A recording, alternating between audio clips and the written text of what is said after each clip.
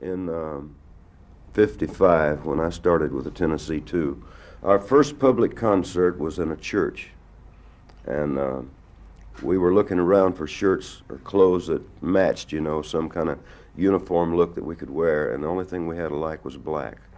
And I said, well, black would be better for church. So we wore black that night, and it became kind of a trademark. And I got away from it for a couple of years, but we went back to black would be better for church, wouldn't it? We went back to it, and it's what I've always felt comfortable in, so it's what I continue to wear. When did you start songwriting? As long as I can remember, I've been writing songs, poems. I didn't call them songs when I was a kid. I called them song poems, because I never did write music, but it's something I've always done. Are you from a musical background yourself? Not a professional musical background.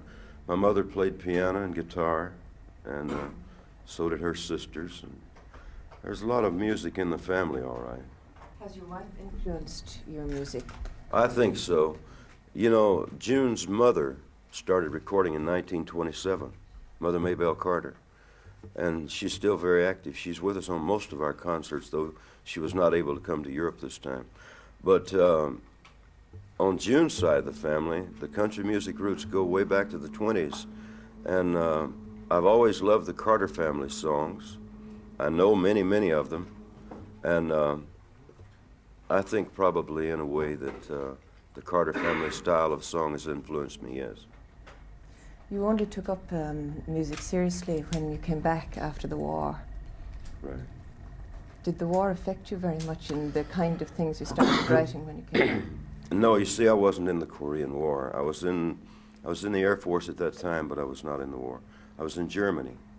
I was there for 3 years, and I think it's during that 3 years semi-isolation, so far as friends and family at home is concerned, that I really began seriously thinking about a career in the music business, because it's really all I lived for. And when I got back to the United States, I knew that sooner or later I would be in the music business, because it's what I had to do. Did you see yourself as being a big star at that time, or did you merely want to earn a living out of playing music? No, becoming a big star was not, never entered my mind. The thing that I always thought about was, back then you have to remember it was just radio. I wanted to be a radio star. I wanted to be a radio singer.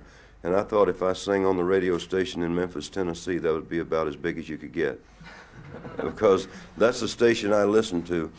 A little station, well, not a little station, a big station, really, WMPS in Memphis.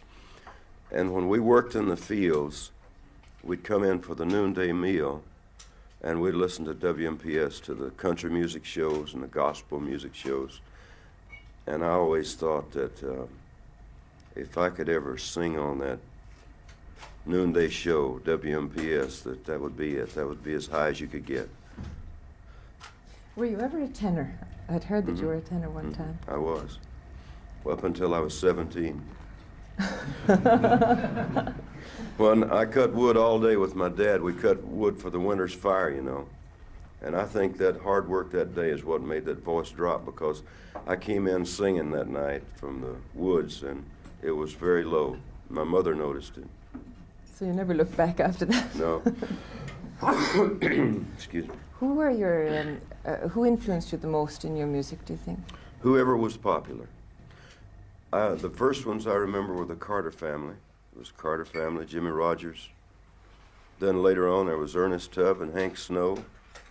The Louvin brothers, who were very popular in Memphis. Smiling Eddie Hill, all the local singers. Do your songs express your attitudes to life, would you say? In a lot of ways, yes. You know, sometimes it's pretty hard to separate a man from his, I like to call it art, when it's so much a part of him, you know. So, like my faith is a part of me, and that shines through in some of the songs. I've always sung gospel, spirituals, and I've always enjoyed it because it was a part of me. And I still do a lot of that, especially in the concerts. And A lot of the songs are from true experiences, a lot of from imaginary tales that I've dreamed up, but a lot of them, like, for instance, 5 Feet High and Rising is really a slice of life the way I knew it, about a flood I was in. And a song like Picking Time tells about life on the cotton farm, the way I remembered it. You said in your book that as part of it was about the avoiding the pitfalls of the entertainment world. What kind of pitfalls? Well, I was talking about the things that that caused my heartache and pain in the first place. I was talking about the pills and the booze, the dope.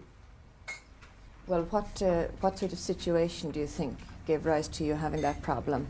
Was the strain of having to... Yes, I think so. And I was very vulnerable because at the time, this was like 15 years ago, I was, you know, I was trying everything.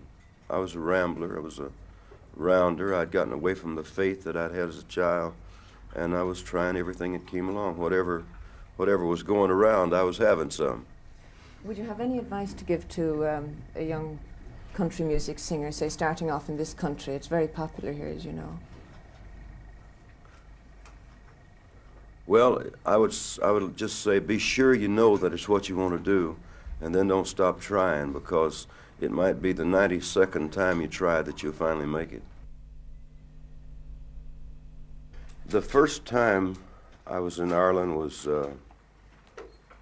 1957. I came here on vacation, or 58. I came here on vacation, and spent 10 days here. And it was on the way home from that vacation that I wrote 40 Shades of Green, because we love the country, and I wanted to say that in the song, you know, how much we did love it. No Irish grannies tucked away anywhere, no? I don't think so.